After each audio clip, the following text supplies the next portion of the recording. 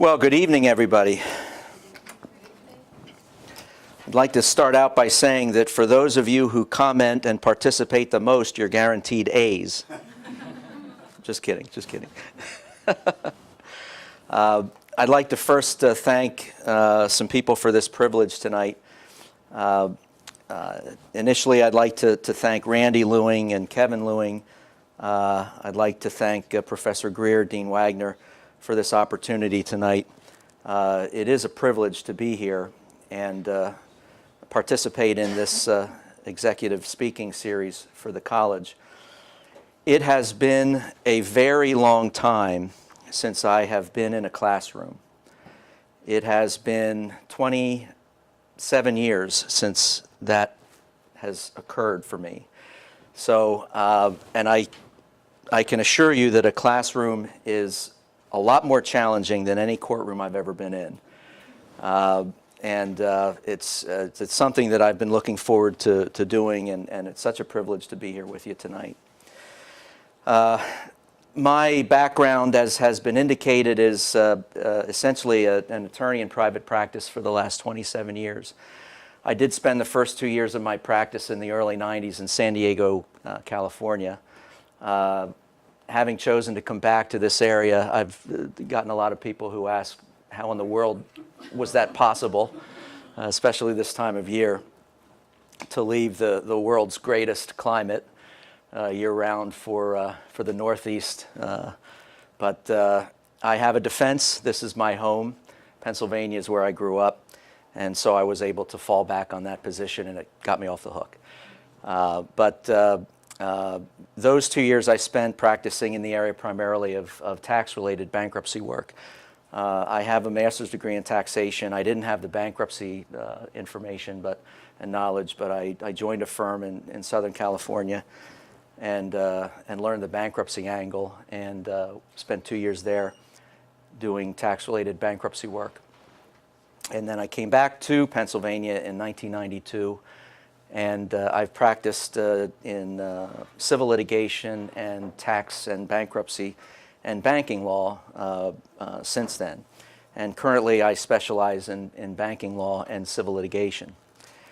So in trying to come up with a topic that was suitable for this engagement and trying to think of something that would be interesting to you, and in lieu of simply coming here and lecturing, so to speak, I thought, gee, what could I come up with that might be relevant to your lives as students, young adults, and also relevant to what I do for a living, which is litigation. And so watching the news one evening, it came to me, and I thought, well, gee, why don't we talk about sexual harassment and the impact that's having on society today and its relationship to what I do, which is try cases in courtrooms.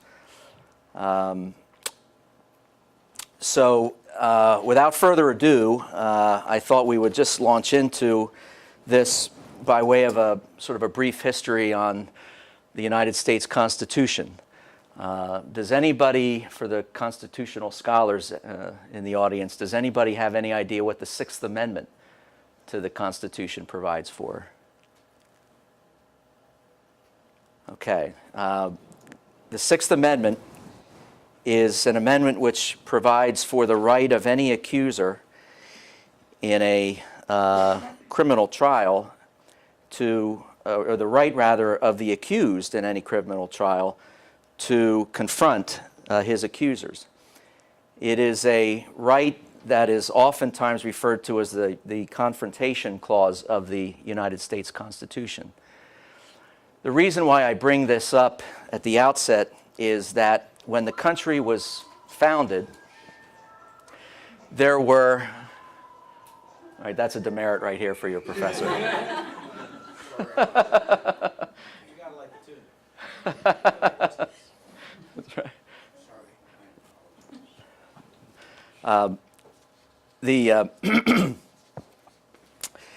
The reason why I bring that up is that I found it interesting that of all of the things that the founders thought about when they created the country all those years ago, in drafting the Constitution and drafting the limited number of amendments that we have, so few, frankly, that one of them had to do with the right of an accused confronting the accuser. And I just wonder how that plays out in this dynamic that we face today of sexual harassment claims. And we'll talk about that in a few minutes. There are two standards, or a dual process of litigation in this country. One is a civil litigation, one is criminal litigation. There are two standards of proof that are applicable, one in civil, one in criminal. Does anybody know who, or rather what the standards of proof are in a criminal trial versus a civil trial? Yes? For civil, the preponderance of evidence, and then criminal is beyond a reasonable doubt. Exactly, that's right. And can anybody describe what preponderance of the evidence means? Is there a way to describe exactly what that means? It's like, not really more, it's like, and I can't describe it, it's like, beyond a reasonable doubt is beyond, like, there's no questions asked. Preponderance is like, more of like you need a majority. That's right. The way I've been taught over the years is a preponderance of the evidence is like thinking of a scale with two equal sides. And if the evidence tips ever so slightly in one direction or the other, even just ever so slightly, then you have met the preponderance of the evidence burden. And you're right, the criminal standard beyond a reasonable doubt is much further than that. It's like this.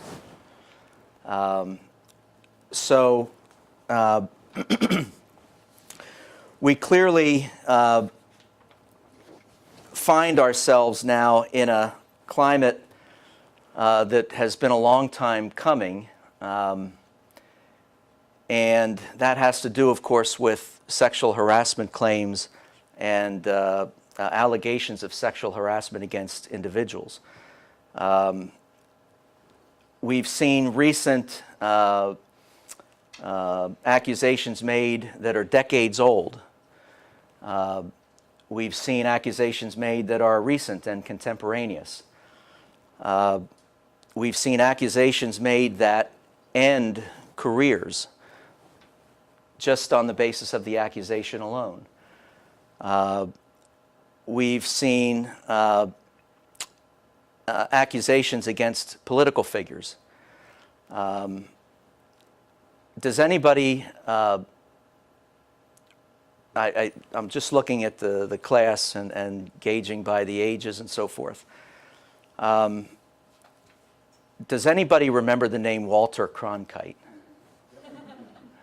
Okay. Well, the reason I bring that up is I'd like to address some of the factors that are collaborative in the accusations of sexual harassment today. How we find out about these accusations typically is through the media. We find out through social media, through Facebook, Twitter feed accounts, and the nightly news or the evening news channels. Journalism, my sense of it is that it could do a better job of communicating these allegations in a fairer way. I read a study, by the way, Walter Cronkite was a news anchor that was one of the more popular, or perhaps the most popular news anchors of the American history for 45 years. And he was a news anchor for CBS at a time when there were just basically three news channels, ABC, NBC, and CBS, and everybody got their news at 6:30 at night. And if you watched NBC, you watched Chet Huntley and David Brinkley, and if you watched CBS, you watched Walter Cronkite. And I saw a study that indicated that upwards of 90+% of the people that watched Walter Cronkite deliver the news for nearly 50 years had no idea, really, of what his political persuasions were. Now, it turns out that he was left-leaning and more liberal-minded, but nobody ever knew that because it was a time when journalism stood for, and pardon the attribute to Fox News, I'm not suggesting they're this, but fair and balanced, okay? Today, we have a news cycle that filters the accusations in a certain way. Is there anybody that any of you can think of in the news that presents the news who you would find to be objective and fair and balanced in the presentation of that news? Is there anybody that, and I'm not referring to left or right, and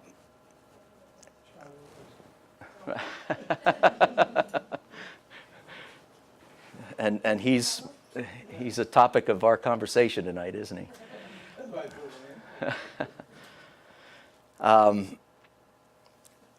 So, does journalism have a responsibility in presenting the allegations that are made against popular people, powerful people, politicians, and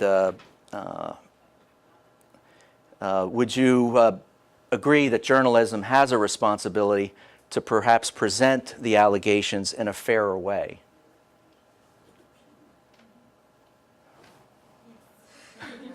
Would you like to expand on that?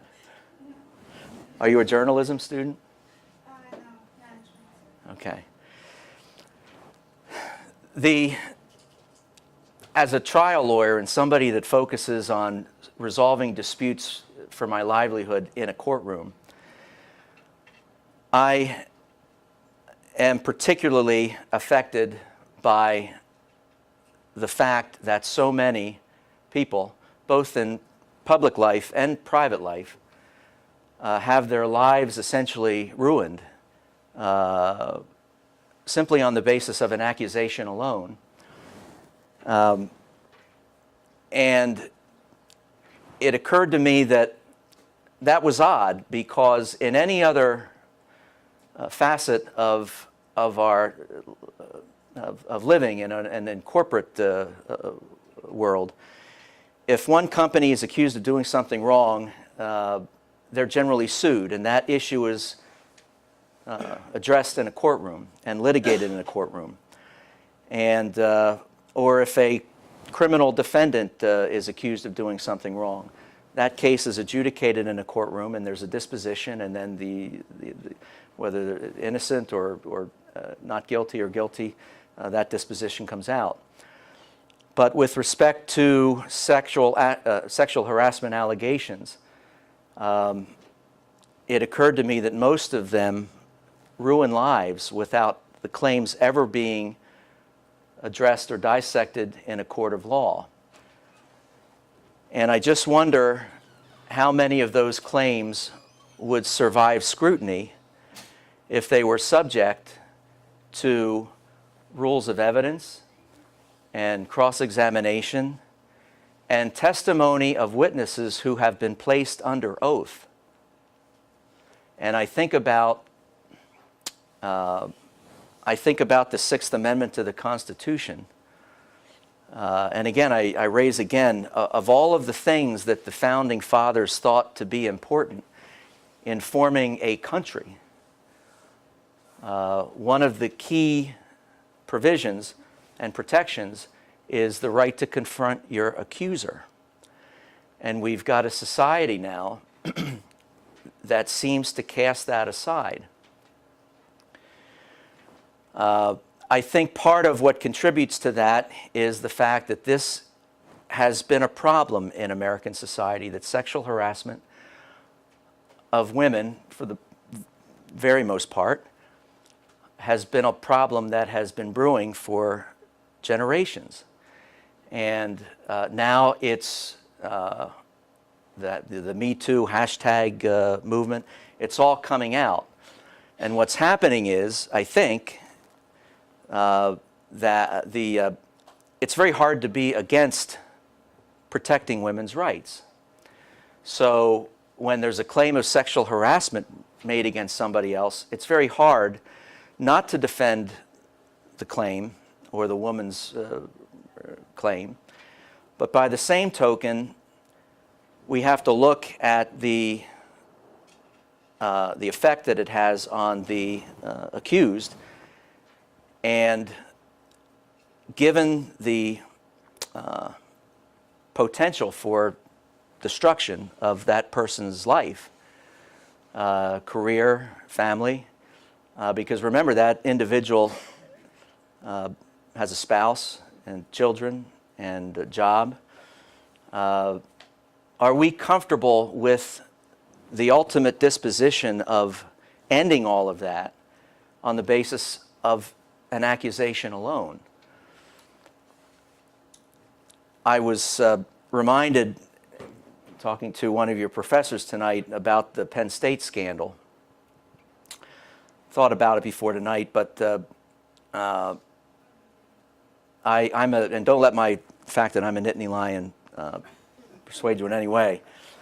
But when the Joe Paterno scandal broke, I was conflicted, as were a lot of people who were confronted with it, which was essentially the world. And I thought to myself, here's somebody who gave nearly 60 years of his life to this university and made it a lot of money, and had a reputation for training his players to be good students, who would bench players who didn't get good grades. Didn't matter whether they were going to the Rose Bowl or not. That's what he did. And to have it all collapse at the end of his life, was he treated fairly? And to this day, the claims of what he knew or what he did or what he didn't do were not aired out in a courtroom. And I think one of the problems with the Joe Paterno matter is that the subject matter was so grotesque that it was very hard for anybody to come out and defend him individually, or the university for that matter. But there has to be a process, I think, by which the details of a situation like that need to come out. And I'm just wondering whether media is the way to do it. Has anybody here had any matter in which they were in a courtroom for any reason?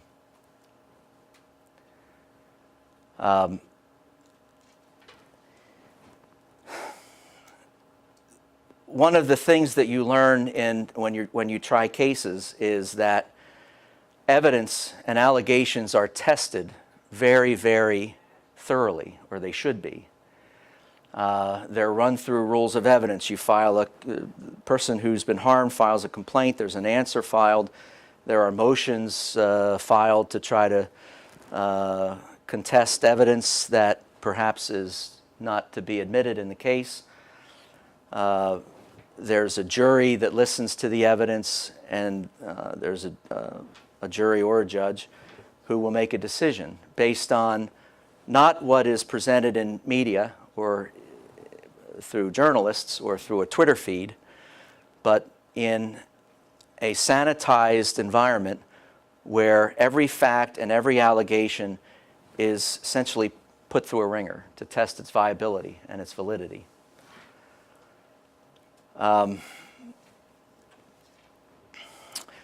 Again, it's a hard subject to confront because it's ugly.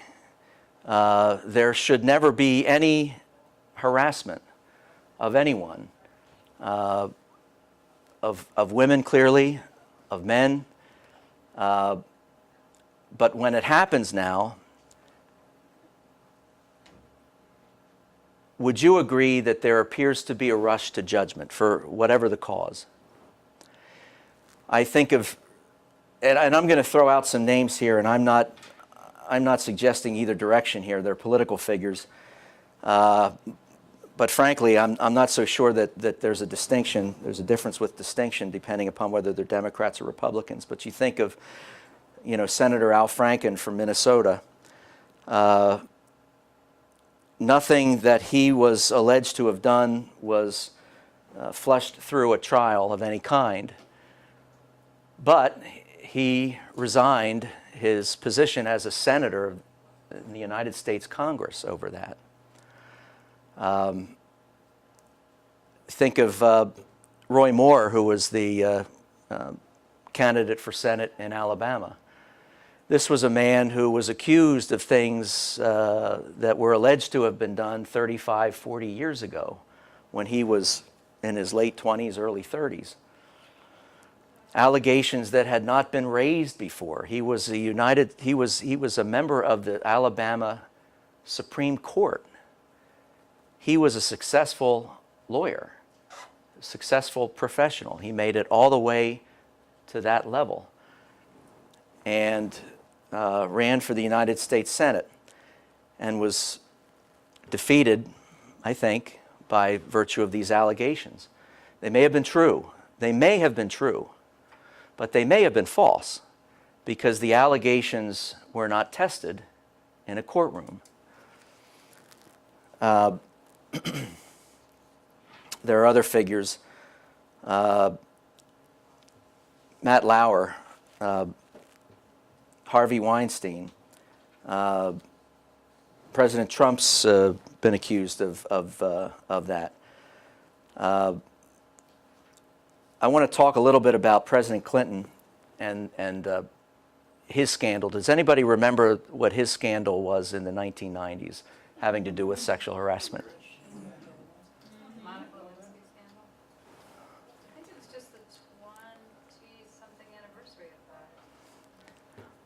I'm so glad you put it that way, because that was a point I was going to make. It is the Monica Lewinsky scandal. It happened in the mid-90s. She was an intern. And I think the way that was characterized, and that's how we all characterized it then, it was the Monica Lewinsky scandal in the mid-90s. If that would have happened today, it would be the President Trump scandal, because the focus would have shifted on the woman, on protecting the rights of the woman who made the claim, as opposed to sort of casting her in the negative light by referring to the scandal as her scandal. It wasn't her scandal. It was the president's scandal. But it's known as the Monica Lewinsky scandal. We all call it that to this day, because the perspective on this subject has changed so dramatically. We wouldn't call it that today. If President Trump had a similar scandal with an intern, we would call it a scandal of the Trump presidency or something like that. We wouldn't call it the Jane Doe scandal. And that's a good thing. That is a good thing, because there should be a recognition of the harm that women have suffered in the workplace and in political life. The concern that I have as somebody who tries cases in courtrooms is that should we be more careful in presenting these things, to avoid the pendulum swinging from one extreme all the way to the other. We want to protect the right of a woman to make the allegation freely and without accusation against her. By the same token, we want to protect the right of the accused. And I don't think this is really a man or woman. I'm characterizing it in woman versus man, because that's the vast majority of these issues. But these men have wives, of course. they have daughters, they have sisters. And they're not necessarily going to view this through the lens of the person who's made the allegation. Whereas it appears to me journalism today and media present it in the way that they want the audience to respond. It's not the way it used to be when I was younger, when you'd watch the news and there would be a statement read that so-and-so was accused of doing something, and that was the end of it.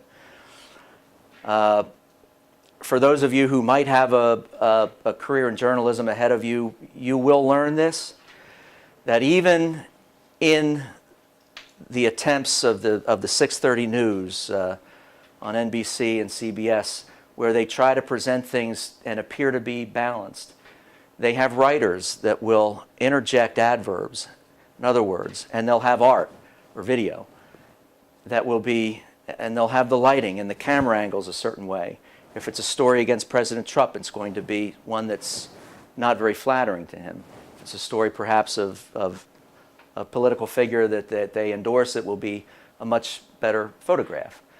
And in those years ago, you didn't see that. Today, there is sort of a subconscious shift of trying to get the public to agree to their political persuasion. And I'm not suggesting that this is a faction of the left. This is, Fox News Channel does the same thing. There's no one that is blameless in this. So my sense is that when these allegations come out,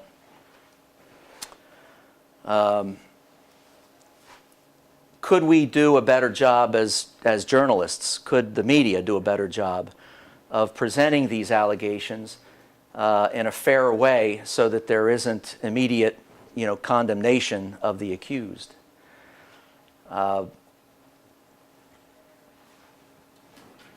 Now, let me,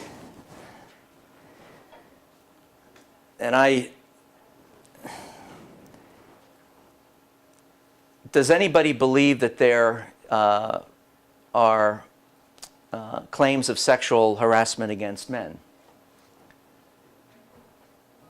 Can it happen? Man to man, woman to man, they happen. So if we are comfortable with the current climate of how women will make these accusations against men, and I'm not suggesting we should be. That's not what I'm suggesting at all. That's why I'm here. But if that is something that as a society we're comfortable with, then we need to be prepared also for the possibility that a man will accuse a woman in power and authority of sexual harassment. And is that okay?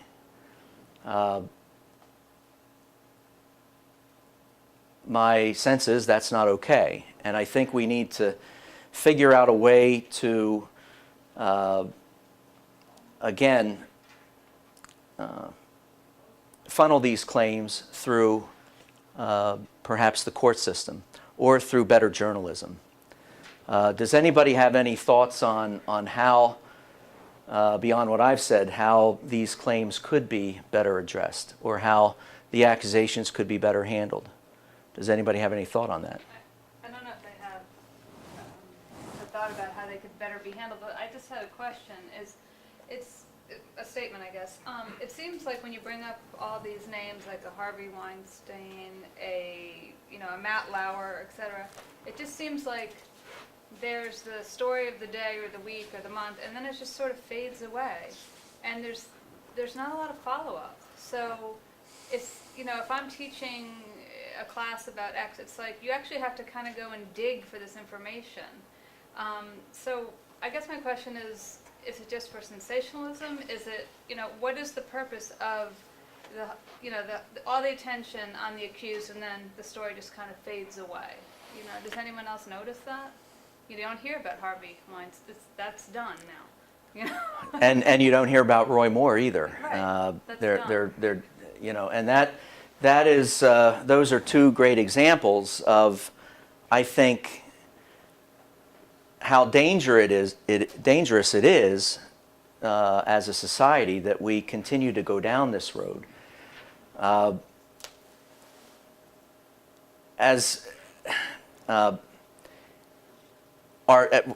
young men in this room, are you concerned about ever being the subject of a sexual harassment allegation?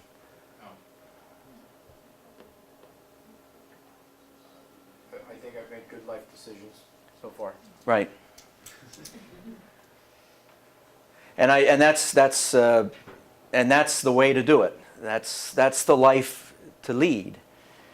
But would you agree as to the possibility that perhaps in corporate life, when you get a job and you go to work, and that perhaps there's someone who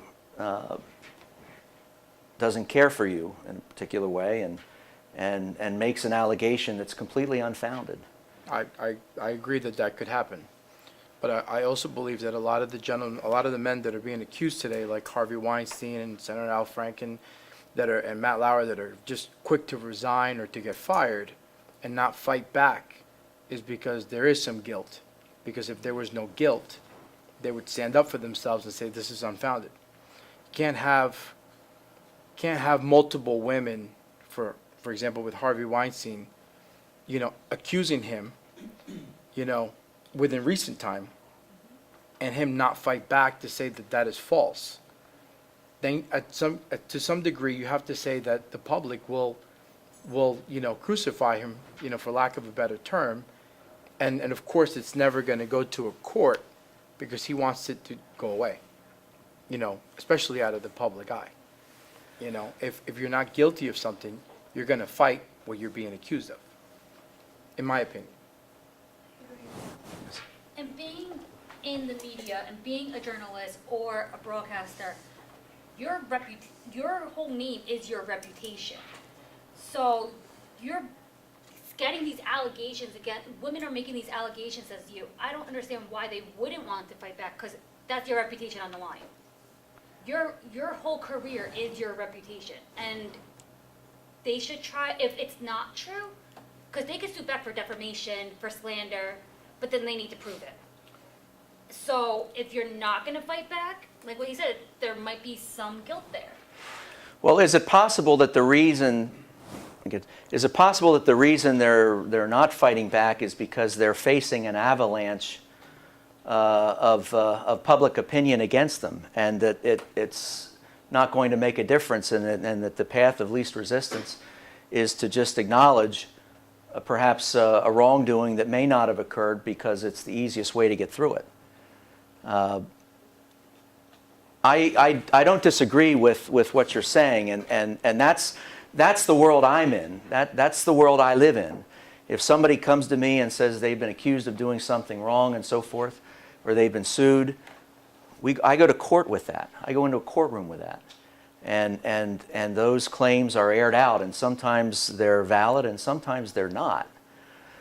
And even the ones, or the ones that are deemed to be invalid were pressed as wholly valid claims at one time. And if my client, for instance, would have just given up and said, I'll pay a settlement, no one would have known the difference. So is it possible that maybe the subject matter is so grotesque that they choose to not fight because fighting makes them appear to be more sinister, if you will? I mean, why would I want to take on a woman who has accused me of doing something wrong? How is that something that's realistic? I think that, you're right. There could be, a situation like that where someone is accusing a male of, being improper, right? But again, like I go back with my argument, when you have somebody that, knows that they did no wrong, and they fight to defend themselves, you have to kind of, to some degree, say, well, let's take this to court. Because you do have people that will eventually, take someone to court for defamation and sue them, because they falsely accuse them of something, and those are the cases that you don't hear about because the media doesn't share them, where somebody has accused someone wrongfully of doing something they haven't. Well, why doesn't the media show those cases? It's a good point. Because there's no ratings. There's no one's going to be interested in watching that anymore. It's true. Yep. You had a point, sir. You basically touched on it a little bit, but what I was going to say also too is that even if they do fight it, at the end of the day, they're still going to be looked at as somebody that had a claim filed against them. So whether they win or not, so in the person's mind, they have to say in their mind, okay, am I going after this to prove to myself that I didn't do it? Or am I going after this to prove to the media or society that I didn't do it? Because at the end of the day, no matter what is said, no matter what is done at the end of the day, there's still going to be that person that was accused of that Right. particular crime. Like Monica Lewinsky. Like Monica Lewinsky. Like, It's true. I don't think she'll be known for anything else except for the scandal. Yep. And what's tragic about that is that I think unanimously that's a widely held position that what happened to her was wrong. She was an adult, yes, but how can a woman refuse the invitation of the most powerful man in the world? To require her to manifest that kind of strength is tough. One of the advantages of being my age is you can be the sage and take the long view, and not always the most popular view, but I want to do the long view for a second. First of all, it's Harvey Weinstein. I think the legal system fails when they let people just walk away. No matter what bad publicity he gets, he still is a free man. And people suffered, and nobody gets to have their day in court. If I understand the law properly, the most horrendous criminal gets to go to court. Charles Manson had his day in court. Right. So, even the worst rotten son of a bitch should have his day in court, and his accusers should face him head on, and he should be punished, Right. not go live in France Right. in his castle. So I got that issue, and it's tied into the other 2 points I just want to make. The pendulum that you talked about. Remember, we had the scarlet letter at one time. So when a woman sinned, she wore a scarlet letter. And now we've swung the opposite end, and it's both extremes are bad for our culture, because no one knows how to act in those environments. There's no rule book. There's no lessons we can learn. There's nothing we can do except be frightened. And that's a bad position to be in, because we will be so afraid to act, we won't be able to act properly when there is a legitimate case of sexual harassment. Women will be afraid to come forward. People will be afraid to testify. Nobody will want to do the right thing, because there'll be fear of this pendulum coming down on them. So I guess my solution, or the question is, what role has the failure of leadership played? So we're talking about organizational behavior and organizational leadership. Somewhere, leadership has a role in this being so fouled up. It's not the Harvey Weinsteins, and it's not the women, and it's not the legal system, but there is leadership somewhere who has screwed up. And we don't know who those leaders are. We just know that somebody has pushed the wrong buttons, made the wrong decisions, and has not done the right thing. And if you know who those are, or you know where that pinnacle of decision-making is, isn't that the answer? It's part of it. Clearly, in terms of folks in positions of power, we have President Clinton in the 90s. We have United States senators now who are in positions of power who've behaved badly. They have staffs that work under them that follow the guidance of and the ways of the people they work for. And I think, there has clearly been an avalanche, a movement to bring this about as a problem. And it's great. That has to be a unanimous position. It's great that this is becoming an issue that is in the public domain, that requires us to think hard about how not to have this happen to women.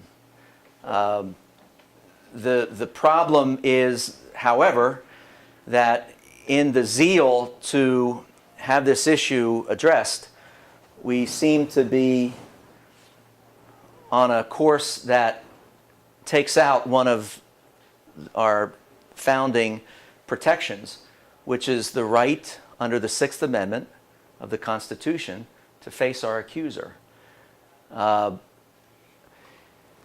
And I think in addition to the folks in positions of power, and you're absolutely right, they've failed us in industry and in political life. But in my mind, in trying to assess how we handle this, how do we find out about this in the first place? Who can tell us how we find out about these claims? Media, right? And media is made up of people who either write stories or present them by way of news programs. And it would seem to me that if we could go back to a standard where there was a bit more objectivity in the presentation of the news, as opposed to what appears now to be a bias in either direction, both directions, that perhaps that's the first defense to protecting the rights of the accused, which is a Sixth Amendment protection under the Constitution. And I guess in my mind, I'm thinking to myself, is there anything really wrong with that?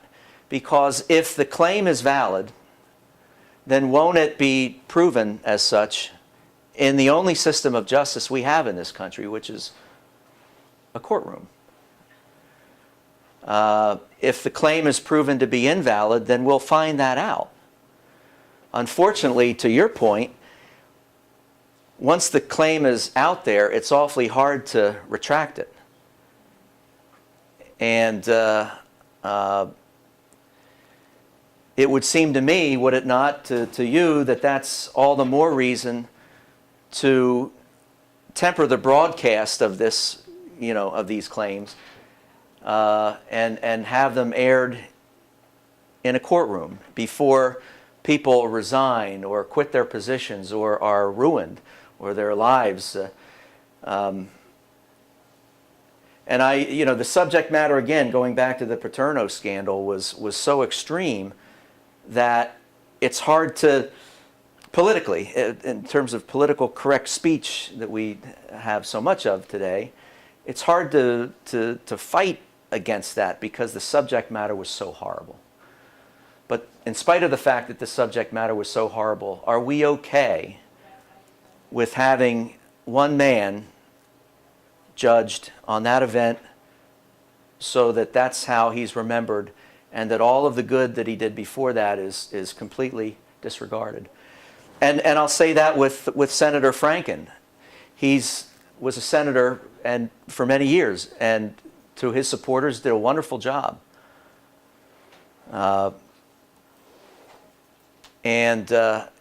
He resigned in disgrace, and I'm not sure where he goes from here. And he's not the only one that was affected. He has a wife, kids, a family. What's the effect on the children when they go to school? And none of it was aired. These were accusations against him. And the same with Roy Moore. And as soon as he lost the Senate election, the story died. There was no more discussion about it. Does anybody know what happened to him? Has he been charged? What happened to that? Over here. In terms of representing the women in the workforce, what are your thoughts on the laws that are, what am I trying to say? That are protecting women, for example, in the Larry Weinstein situation, the women that are coming up now in the media, and what are your thoughts on that? Well, with respect to any charges that might be brought against him, there are statutes of limitations in every state that govern whether a claim is ripe or can be brought, or a charge can be brought if it's a criminal case. If it's too old, then the prosecutor will not be able to bring a case against him. If, however, there is no offense to the statute of limitation, then I am all for either a criminal charge or a civil charge being brought against him. Because, again, I think that is... The American system of justice is there's an old saying, is not the best system of justice except for all the others in the world. And I can sort of play devil's advocate here and maybe offer some reasons as to why the civil court system is not the way to go. And maybe this is what's causing some of the women to make the claims now, or cause them not to make them when they were more timely. The system of justice we do have in this country is an adversarial system of justice. A lot of people refer to a courtroom as a place for the truth, a place to discover the truth. I could take a cynical approach and argue as a trial lawyer that the truth is largely not ultimately determined in a courtroom, that if you're looking for the truth, that's the last place you're going to find it. That's cynical, but I think one of the reasons for that is the fact that we do have this adversarial system where you've got two sides that want to win. There's a great movie before your time, a movie with Al Pacino. It's called And Justice for All. Has anybody ever seen it? And he's faced with representing a judge who's accused of a horrific act, and he delivers a closing remark that most likely gets him disbarred forever, and his client goes to jail and so forth. But what he says in his argument, and which is true, is that you've got an adversarial system where two sides want to win. Okay? You've got one side being accused and one side being the accuser, whether it's a civil wrong or a contract case or whatever the case may be, a criminal case. But both sides want to win. So when you come to the process with that frame of mind, whether you're a plaintiff or a defendant or a prosecutor or a defense lawyer, how does that become a search for the truth? You've got one side that is going to be presenting only, both sides frankly, who will be presenting only facts favorable to them. And if there are any facts that are unfavorable to them, then the other side is going to file motions in limine. Anybody know what that is, by the way, a motion in limine? Any future law students? I've heard it, but I can't think of what it Motion in limine is a motion to, reminds me of something else, motion to exclude evidence from the other side. There was I don't know if anybody here saw it, but one of President Trump's nominees for federal judge was asked a series of questions, and he was asked whether he tried any cases ever, and he said no. This is somebody who's to be appointed to a federal judgeship, and he said no, and he was asked what a motion in limine is, and I can tell you, if you went to your evidence class in the first week of your first year in law school, you would learn what a motion in limine is. And he said he had no idea what that was, and his nomination was withdrawn. But the system is not necessarily engineered to find the truth. If it were, then you would have both sides coming in and putting their best cards on the table and their worst cards on the table. And then they would say to a jury or a judge, here it is, warts and all, tell me what's going to happen here. Instead, you've got one side, again, who wants to win, the other side wants to win, and they're going to present facts favorable to them, and they're going to try to attack the facts, albeit, but they're going to try to attack the facts on the other side that are hurtful to them and maybe keep them out of the jury's domain, the judge's ears. That would be the cynical way of suggesting that perhaps the legal system is not the way to air out these claims. Does anybody have any opinion on that? Well, for a pretty scary situation, because then how many innocent people are in jail and how many guilty people are not in jail if they're in a courtroom but nobody's trying to find out what's right or wrong, who's guilty or not guilty, what's the truth? Right. That's a pretty scary thought. And I wonder, maybe you can say, so what's the non-cynical view? Because you can look at that cynical way and say, well, there's got to be a lot of guilty people that are not in jail and a lot of innocent people that are in jail. So what's the non-cynical way to look at our system?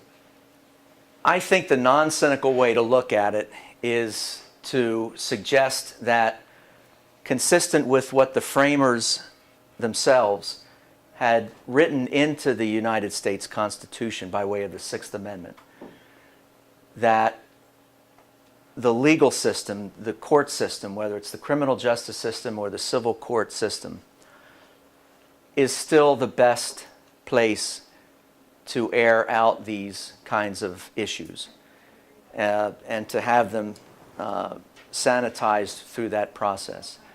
Yes. When I think of sexual harassment, I do not always think of it being a court case at all. I often think of it being internal within a company, that there is a process within the company for someone to make a claim and for the process to be resolved within the company, and that may or may not involve the accused having a lawyer. I would think maybe if it progresses, but that's how I often think of it, that I don't think of the civil cases.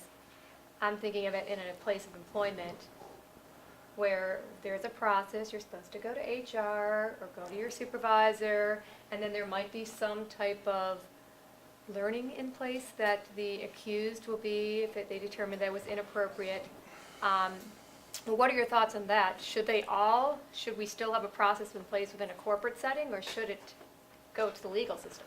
No, I like the fact that there are processes in the corporate setting that provide for disposition of sexual harassment claims and like claims, because what they do is they ensure a more timely and contemporaneous resolution to the act, to the behavior that is charged by the accuser.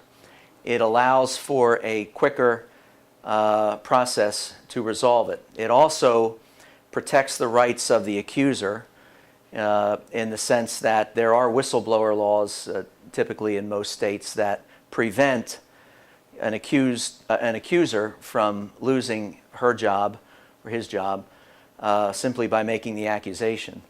The fact that there is a corporate policy in most of corporate America today, that's been a shift too in the last 20 years. But the fact that there is a policy and a heightened importance to that, and classes are taught, and education and so forth, is it promotes the more timely presentation of these kinds of things, or it should.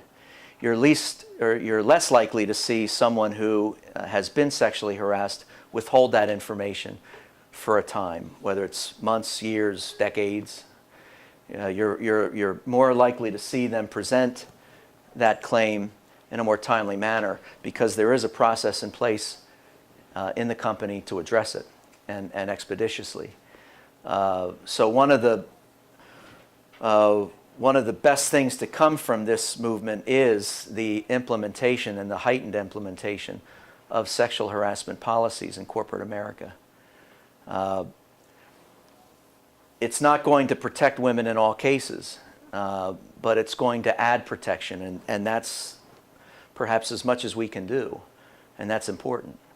I had an ethics class in law school, and the first day the professor said, look, ethics is fine and dandy, but at the end of the day, ethical people will act ethically and unethical people will act unethically. And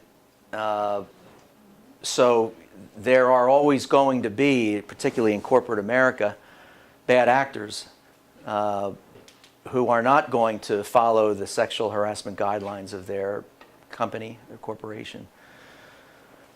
But the policy itself will present a remedy and an avenue of a remedy for the one who is making the accusation and who has been harmed, and that's a good thing.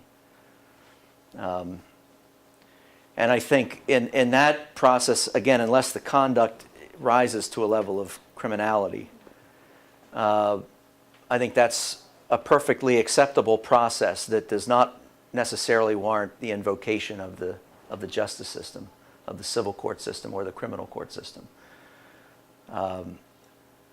But with respect to a lot of the claims that have been raised recently, the decades-old allegations against Senator or Roy Moore and some of the others, are we comfortable with that? Is that okay as a society? And again, recognizing, and I'm not judging the case, he may have done all of the things that he's accused of doing, but we don't really know that. And I can tell you, as we touched on a minute ago, that most states do have statutes of limitations which prevent the bringing of even criminal charges against somebody if they're stale dated, if they exceed that period of limitation. And the legislative intent behind that is that the accused has a right to a more timely hearing on whatever he's accused of doing wrong. And also recollections of witnesses fade over time, and things of that nature. So does anybody have any thoughts on the particular circumstance that I described? The Roy Moore, for instance, who was accused of doing something 35 years ago. Is that a valid accusation to make now against somebody who's running for political office? What are your thoughts on that? I want to ask you a question. In that situation, I mean, was there a statute of limitations for him to bring it to court? Like, for instance, if he's innocent, going back to the point that he made, if he was innocent and he was so sure of it, why wouldn't he want to take it to court? Was there a situation where there was a statute of limitations that prevented him to take it into the legal system to prove his innocence? Was it just, could it have ended where it ended because he couldn't have taken it to the legal system? Well, the statute of limitation is It's for the accuser more so than for the... It is. Correct? It operates as a bar to the rights of the accuser to bring an action, whether that's the state in a criminal case or whether that's a plaintiff, an individual, in a civil case. I don't know what the statute of limitation period is in Alabama. My guess would be that it's not 35 years for a sexual harassment allegation. Are there actual statute of limitations for sexual harassment? There are for not not harassment per se, but for an improper physical touching, battery, assault, sexual assault, that kind of thing. There clearly are. And since we have those periods of limitation in place to protect the accused, in light of that, are we comfortable with these decades-old accusations being made? Yes. What about people who, for example, there's a school in New Jersey, it's called Pingree, it's a private school, that there are males coming out now, it's called Pingree Survivors, if you look it up, claiming they were sexually abused when they were young boys between the ages of maybe 10 to 13 or something like that, and there's, maybe 20 or 30 of them, and what the case hinges on is, in terms of the statute of limitations, is whether or not they brought it up in counseling years ago, in which case they'd be barred from suing, versus maybe someone repressed the experiences and the thoughts, and they're only bringing it up now, which came out in discovery, which they'd be more likely to be able to sue. So my point is, I guess, doesn't it sometimes have to do with how long people have kind of repressed their experiences, their feelings, have and have not sought therapy and counseling? I mean, that, to me, that has a lot to do with it, doesn't it? It does. It does. The period of limitation generally begins when the right of action accrues, and that would be when the victim acknowledged the behavior or became aware of it. And if you're referring, and of course the Catholic Church went through this too. You've got children who were molested, sexually molested, but because of their minor age, they repressed all of it, and it didn't materialize in their consciousness until much later in life. And the question then became, should they be permitted to raise these issues now? Should the state be permitted to bring criminal charges against the priests who allegedly committed these wrongful acts after all this time? And the question did turn on that, and they typically do in most states' statute of limitations. It's not necessarily when the wrong occurred, but it's when the victim acknowledged the wrong or was aware of it, became aware of it, registered the awareness for it. But to your point about the statute of limitation, what you may be referring to, I think, is the right of the accused to bring a defamation lawsuit against the accuser, or a libel lawsuit. Does anybody know the difference, by the way, between Yeah, one's saying and one's writing. one's saying and one's writing? So, Definition, I think, is to say it, right? well, libel and slander are the two. Libel is the printed word, slander is the spoken word.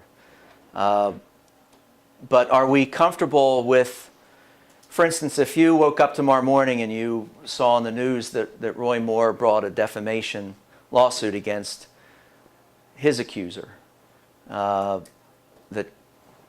I think it's judicially noticed that cost him the election, would you be okay with that? And to your point in particular about someone who wants to defend their honor and so forth, is that something that you're comfortable with? I'm sorry, somebody go ahead. If he is, in all honesty, defending himself because he truthfully did not do anything, I don't think there's anything wrong with it. And I'm sure that in a court of law, there'd be some evidence that would at least help him to some degree. I mean, you're talking about a case that happened 35 years ago. Most people don't remember what they had for breakfast this morning, It's true. It's true. So it becomes very hard to fight in one respect to defend yourself, and have somebody that comes out 35 years later accusing you of something you did when you were, in his case, in his late 20s, early 30s, and now he's a man in his, 70s, if I'm not mistaken. It becomes very difficult to try to defend yourself. And that becomes a very hard decision to really think about. Is it okay for him to file a lawsuit in that respect? And would he win in court? I honestly don't know. Well, I can tell you in a civil case, for instance, you have to prove liability and you have to prove damages. If you're in a car accident and the accident is horrific, but you walk away, your damages are going to be limited, typically. I think in his case, he can prove damages because I think he can have experts testify that the election most likely went the other way because of this story that came out. They'll take polls, they'll have pollsters professionally that will testify in these cases that will present evidence to that effect. I think the burden will shift in your case to the accuser to put forth evidence, whatever she may have, contemporaneous to 35 years ago, that proves her case. And if she can't do it, then she should lose the case. Whether she will or not, there's jury nullification too. But to your point, for someone who has been wrongfully accused, there are those rights. But there again, because of the climate that we're in, how many men are going to do that? Because there's going to be a faction of women who, well, It's like my opinion, like, why not? If you are 100% sure that you are not guilty for what you did, then why not protect yourself? Because as from a woman's perspective, you not protecting yourself means that you're probably guilty. And I think that's a society's perspective too. You not protecting yourself or not even addressing the issue from your own perspective, that means to me that you're guilty. I think a lot of people, or some people, don't realize that public figures have a much more difficult time suing for defamation. You know, that's why sometimes you'll notice, I mean, Carol Burnett had that famous case, you know, years and years ago, another throwback to the past. But, you know, you look at the Star, you look at magazine, you look at all those kinds of, you know, whatever you want to call them, publications. And do you really believe everything you see on the front page, you know? Why aren't all those people suing all the time? You know, has Jennifer Aniston been pregnant 17 times? I mean, you know, Right. So why are these people not suing? Because they're public figures and they know how difficult it is, right? it's true. you It's know? true. It's not almost worth their time. I know it's a different case that you're talking about because that goes to your entire professional reputation, you know, but it's an uphill battle, really. It is, but I think that is the difference with distinction, and again, it's been mostly men, and clearly then there's no dispute about that, but the men who've been accused of these things have lost everything in many cases. But what about like setting up an interview, for instance, with like a reporter, like a sit down, just Well- normal, you know, questions being asked back and forth, like a conversation. And of course, the reporter, I'm sure, is going to be very, let's say, biased in a certain direction.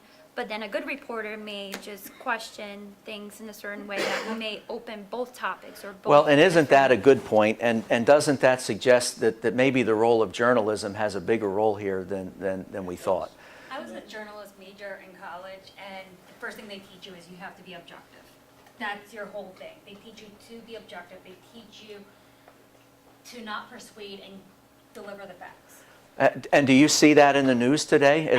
Can you name anybody that jumps out that says, "Hey, this guy here"? The only one I thought that was really was Barbara Walters. Like, And- you know, she. And she's off the scene now. Yeah. That's as You know. was Walter Cronkite and Like, and I also had the paralegal degree, so I see it from, you know, I see the journalism with the major, and I think society today, when a man fights back, I think society is not ready for the man to fight back, right. and that's why they don't do it. And that I think is the problem. You're right, and I think that's. I think that's the next step where society's going. You have the woman fighting back, you have the woman stepping up, which is great, and I think we need to. The next step is for society to accept the fact that men are not going to just accept these charges anymore. Because I think many men who might be in a position to fight back will withhold that because they don't want to be perceived as opposing the movement, which is a very valid movement. But if they do fight back, they will be viewed in certain circles, and many, I would submit, as fighting the movement rather than simply protecting themselves. And I think that's a problem. If I might, I'd like to change the context a little bit, if I might. if it's possible. I believe you're making the case in terms of public figures, political figures, and they are powerful men and powerful women, you know. I want to change the context to a woman on a manufacturing line, or an office worker, or a newbie, or a household, hotel cleaner. They have no forum. There is no Me Too for them. There is nothing. And if they do accuse for generations and, I don't know, maybe not generation, decades, I don't know how long this has been going on, they're the powerless ones. And I think that what we have now is an exuberance of maybe a herd mentality, and reason will set in, hopefully. But still, at this point, no one is speaking about those who continue to labor under very oppressive and very poisonous work environments. And I think that there is a cost to women when they speak. Maybe not for Jennifer Aniston, or I don't know who else that is, okay? But for an ordinary woman who goes to work with a family and children and has to bring earnings home, it's a huge price to pay in the work environment of being accusatory. And they don't do this very easily. And I think the issues of women and the role that they played has to be somehow brought into this whole discussion. And finally, if I might add, the court of law is not a place necessarily that women can find themselves empowered. And no one has that strong faith, at least I don't have that strong faith that you have as an experienced lawyer in a court of law to deliver justice. That we do know, as evidence has shown, that if you have powerful lawyers and lots of money, you're more likely to win than someone who's not. So that is not, for me at least, a forum where things are fairly and justly decided. Well, and that's to my point earlier of the cynical approach that I took to the civil court system. But what else do we have? What's the alternative? The media? Is the media fair, and are they able to present these things? But before we get back to that, just to your point, very good one.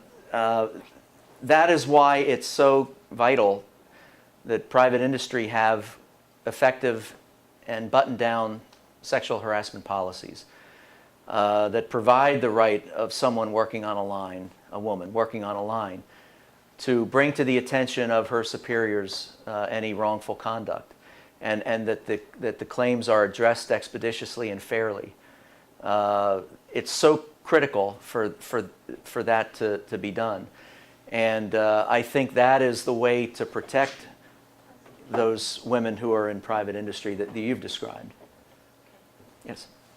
Well, to piggyback off what Dr. Tube said and to your comment, unfortunately, although many companies do have policies in place, sexual harassment, that they email to everyone, all of the employee base, and a little check mark that says, yes, I took the certificate. I can tell you from my experience in most corporations that I worked with that were huge corporations, the sexual harassment was from my executives. It was not from the phone operator, coworkers, right, or the people that I worked with at the front line that I supervised. It was from my direct supervisor, a lot of the executives. A lot of times, I worked for media as well.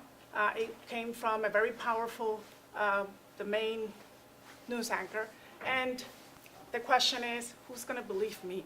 This guy has the credibility of an entire community with the best ratings. How am I going to go with no money, as she just mentioned, the political power, et cetera, to go and I have a family to support and get the backlash of having, come forward to my administration about sexual harassment? It's very difficult. Mm-hmm. And I'm glad that nowadays, with this movement, of course, there are going to be the men that perhaps are going to be falsely accused.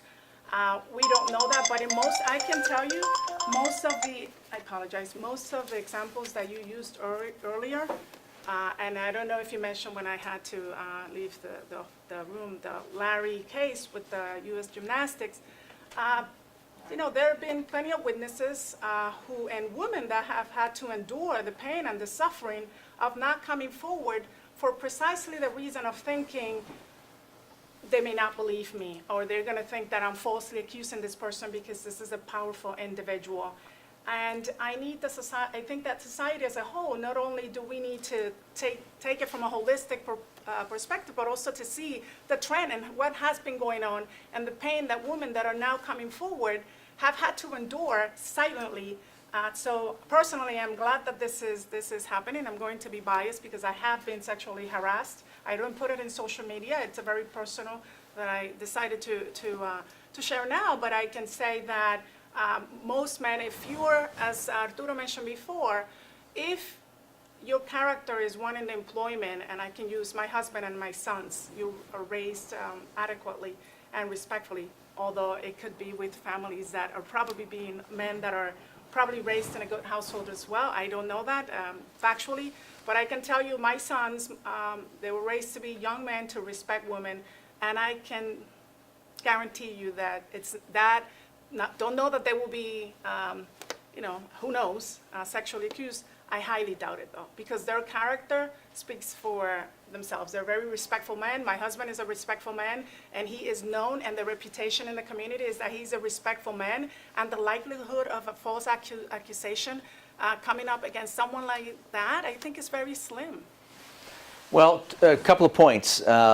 First of all, you're right. Nobody can be opposed to the notion that this increasing awareness is a good thing. This is, without question, good for society, good for all of us to have a greater awareness of the affliction of sexual harassment.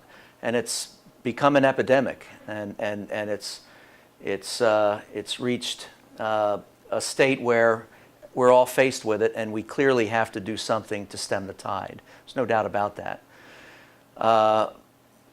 What I'm suggesting in terms of the use of care, both journalistically, media, and the use of the court system, is to protect most people like your husband and your sons, who, although they will not ever be accused because they've done something wrong, but to protect them in case they are accused if they haven't done anything wrong.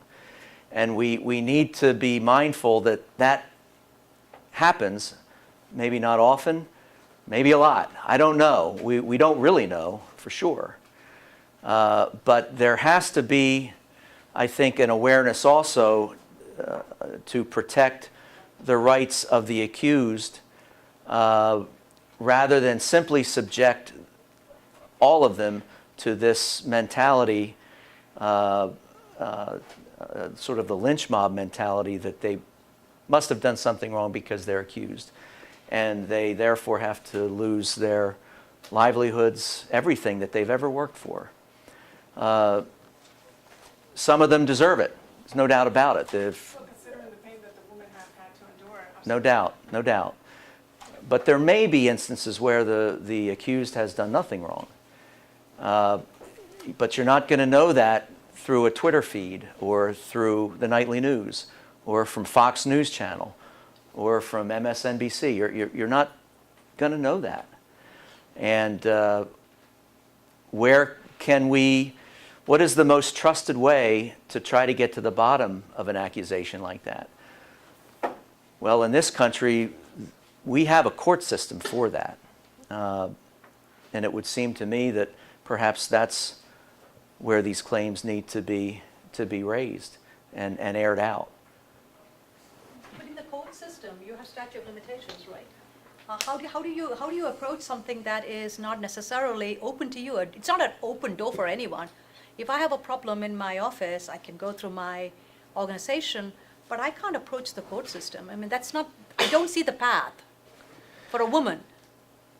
I don't see the path to the judgment in a timely way, getting lawyers, revealing my identity to my family, which may have tremendous consequences in a cultural sort of way, and implications for job. I may not be promoted, and people may not want to work with me, all for the possibility of being in a courtroom under, I'm not sure, on circumstances that I don't control.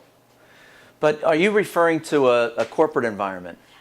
Yes, I'm taking beyond the public domain version. Right. But a lot of Harvey Weinstein stuff may have been out of the, statute of limitations. A lot of sexual assault is outside the statute of limitations. So there is no, to me, the court system is not the answer potentially. It could be, but it is not enough. It's not sufficient. And especially given the fact that the courts are themselves, judgments are sometimes not reflective of the truth. Well, that's true. Listen, I'm not here I'm not against any of this. I do understand your point. No, and it's a good point. I'm not going to vociferously defend the legal system by any stretch or means. But again, but for all of the other systems out there, it's the only one we have. It's the best one we have. I think to resolve this problem, it's going to require a convergence of a lot of things. It's going to require parents raising their sons to be more respectful. It's going to require men to change their behaviors. It's going to require corporations to create effective sexual harassment policies and have effective training. It's going to require journalists to be more unbiased and objective when they present accusations or allegations that have been made. It's going to require all of these things, I think, to effectively treat the problem. You're never, like anything else, you're not going to get rid of it, not entirely, unfortunately, but I think we can all agree that that's not going to happen. To my law school professor's point, ethical people will act ethically, unethical people will act unethically, in spite of what the rules are, just the way that's going to be. But how do we handle the problem that is clearly reached an epidemic state, and at the same time protect the rights of those who have been accused? And I think, again, it's going to require all of these things to come together. And perhaps, on the basis of our discussion, journalism took a big chunk of this tonight, as I thought it might. But I would like for everybody to, when another claim like this is raised in the media, and that's how we find out about it, through the news. I would say newspaper, but a lot of you probably don't know remember those things. But we read it online, or we watch television, news programs, and maybe with this conversation in mind, look now and study. You're all intelligent folks, you're here. Look and study how the story is presented to you, and listen to the words that are used, and study the art that's presented, and the background, and then decide.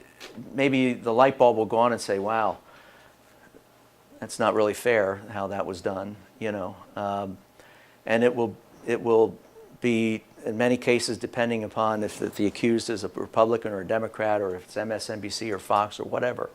It's unfortunate, but that happens. But I think that to treat this problem, I think it's going to require all of the things I mentioned earlier. You think by any chance maybe some of these corporations should be found liable in some cases when they actually know about this stuff? I'll give you an example. You look at NBC, right? They fired Matt Lauer. They pretty much got wind of, from reports that I've read, that there was a report that was soon to come out of accusations that he had against him.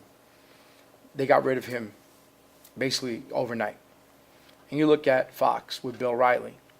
Bill Riley's on Fox, but Fox, over the years, were paying settlements out, right? So Fox was well aware of the problems they had, but they wanted to keep him because he brought ratings in.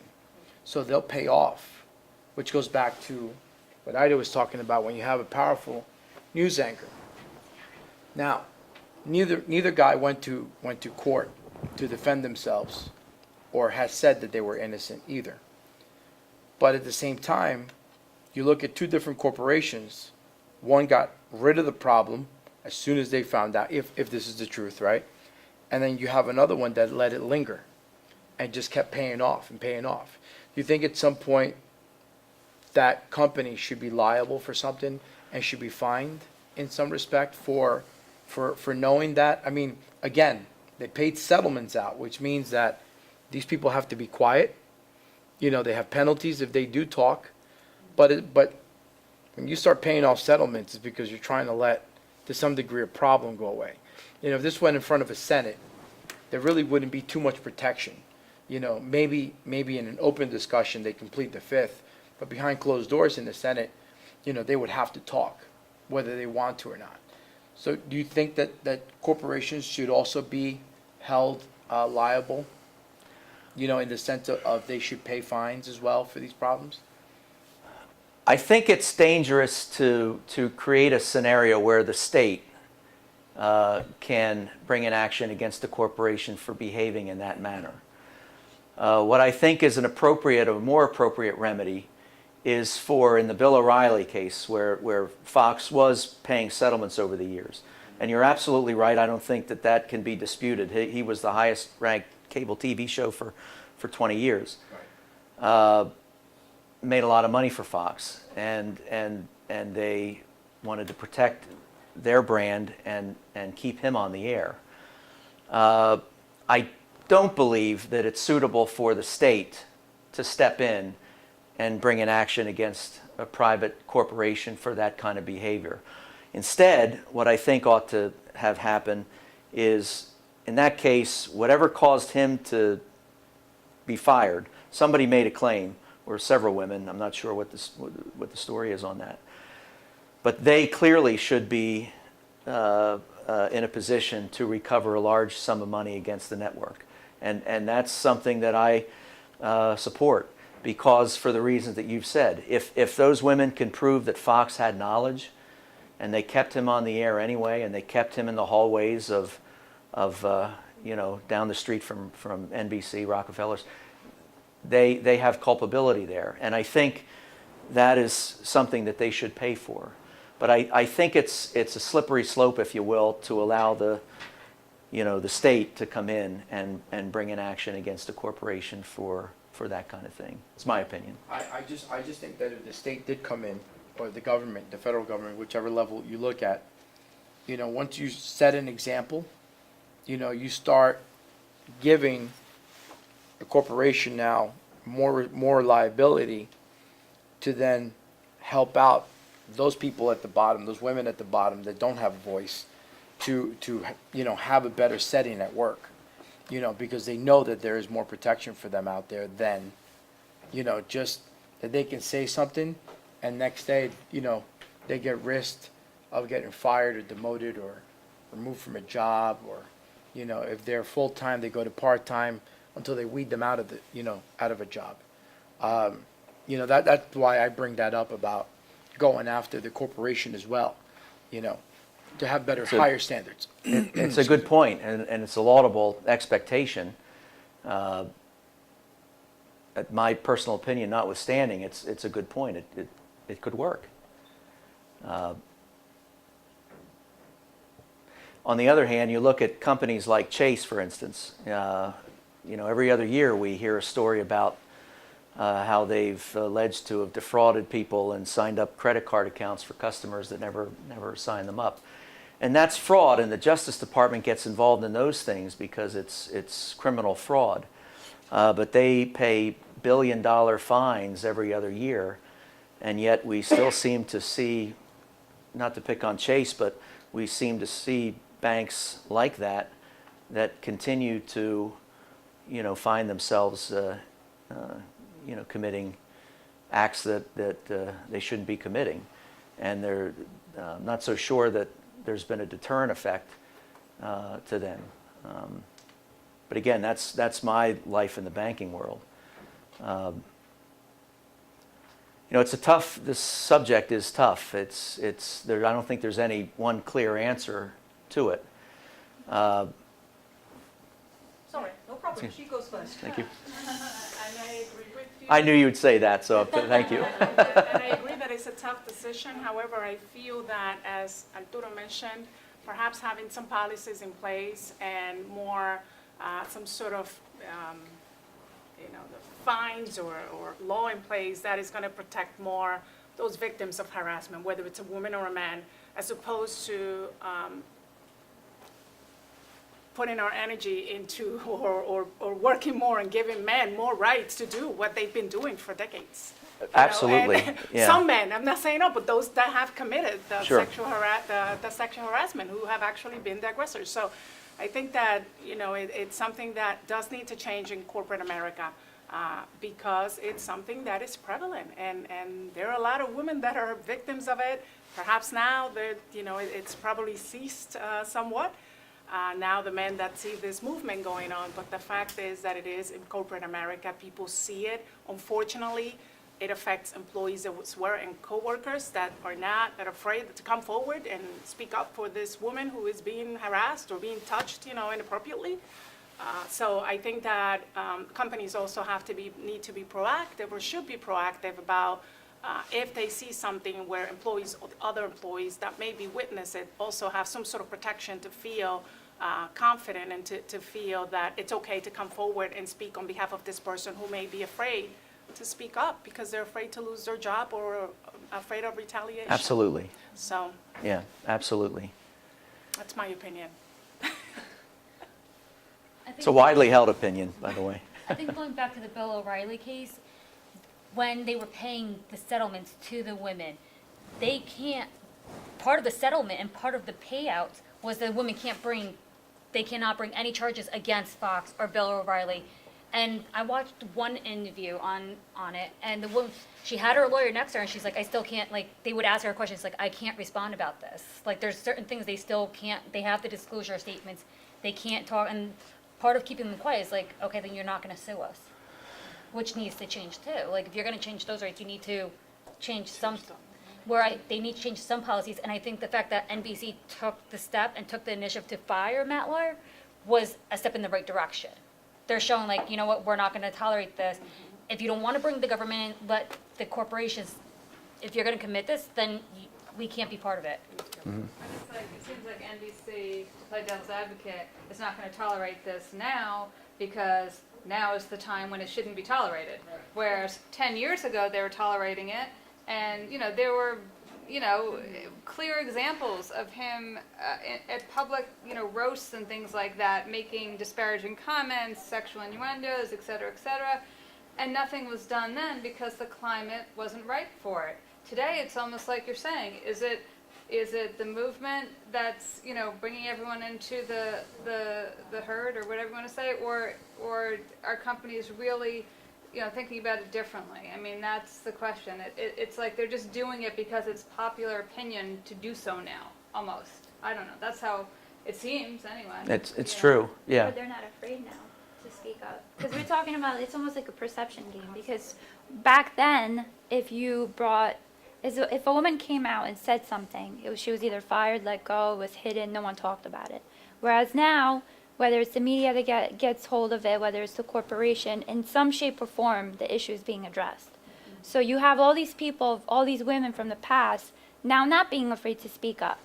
So the perception has changed, which is bringing about them to feel like they have a voice. So I think it's going to die down.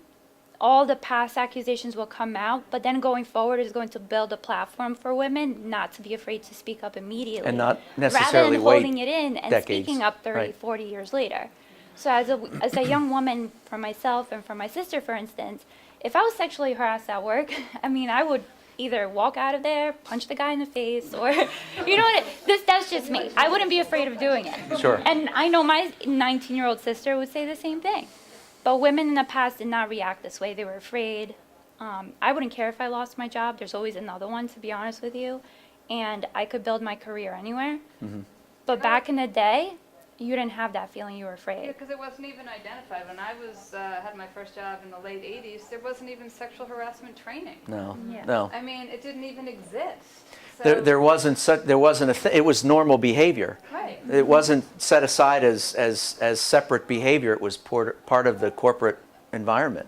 It was to be expected, and I mean, honestly, I just accepted some things and moved on, you know, because I wanted to keep my job. yeah, Like, and so did many other people, yeah. you know, just the way it was. Now it's not like that. And most women today, either it's taught by, you know, professors, your peers, your parents, we're taught as women that if there's inappropriate behavior, we do speak about it, and it's acceptable to speak about it. And if you don't speak about it to your significant other or your parents, then you go to see a psychiatrist or psychologist about it.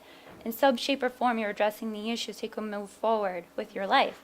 I don't think that was the case back then.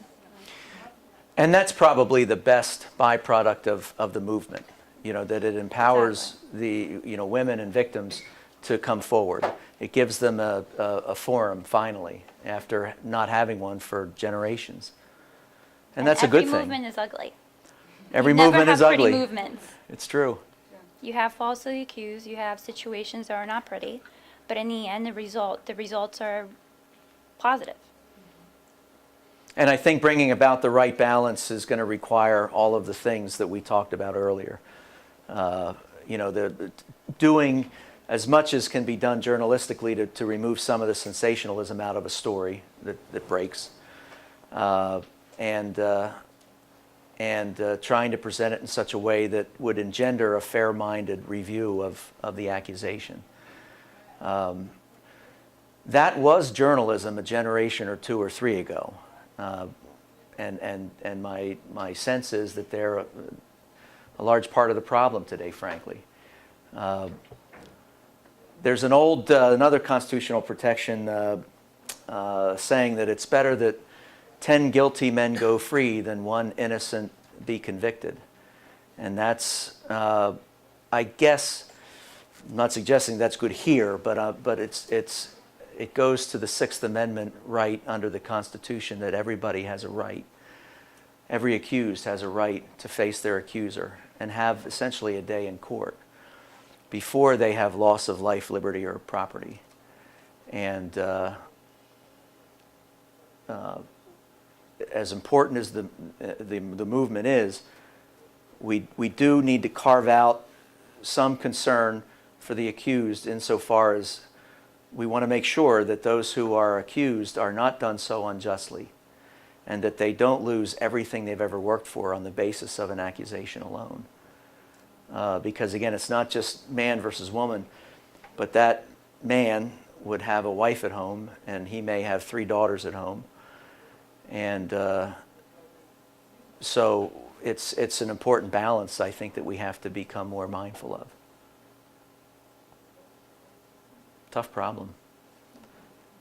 But it's great that it's a problem now in terms of we're facing it, that it's not under the rug anymore. That's why Yes. I would say that that's why the law is there, correct? If you're accused of something, whether it's that or something else, the reasoning behind it is that whether you steal or you kill somebody or you harass someone, you should know as a person that if someone brings charges upon you, you should have thought about it before you committed that action, that you're going to lose the wife and your career and everything else, whether you stole, whether you sexually harassed someone, because there are victims involved. Yes. So, that's just my thought process. It's true. on that. Whether it's harassment or whether it's that you killed someone or you stole something, the law should be applied the same way. If you're guilty, you're guilty. Agreed. And you're going to lose everything you had. You should have thought about it before you committed that. I agree. Whatever Unless I I'm say. defending the person that's accused. Sorry, I just, I'm going to be. Did you want to give some closing remarks?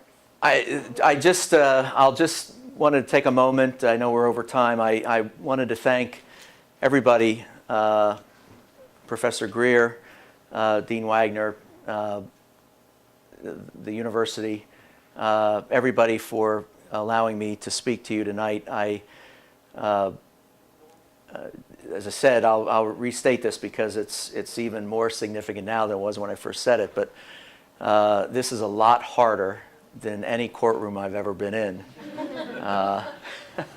And I'm a little out of practice, but I appreciate your attention tonight, and you delivered on my expectation, which was that you would participate vociferously, and I really appreciate that. So hopefully you'll take away. This is something I'm always told when I have to take one of those horrible mandatory CLEs to maintain my license. If you take away one nugget just one even, from a presentation like this, then it's been a success. And my aspiration would be for all of you to just walk away with perhaps a heightened mindfulness of all of the things that we talked about. The protection of the movement, the advancement of the movement, which is clearly a necessary thing in society. The protection of employees in private corporations and how we can do better to protect their rights by creating sexual harassment policies with teeth and that are buttoned down very significantly, and how can we passionately advance the accusations from women who've been harmed, and at the same time be mindful that the accused have rights as well, and that we need to be careful about not rush to judgment necessarily, which costs an accused their livelihood, everything they've worked for, their families. All of it. Journalism, the role that they have in this, how can they do better? If you can take that away and next time you see a story like this, maybe replay one or two comments tonight, that'd be a success for me. So, all right. Thank you very much.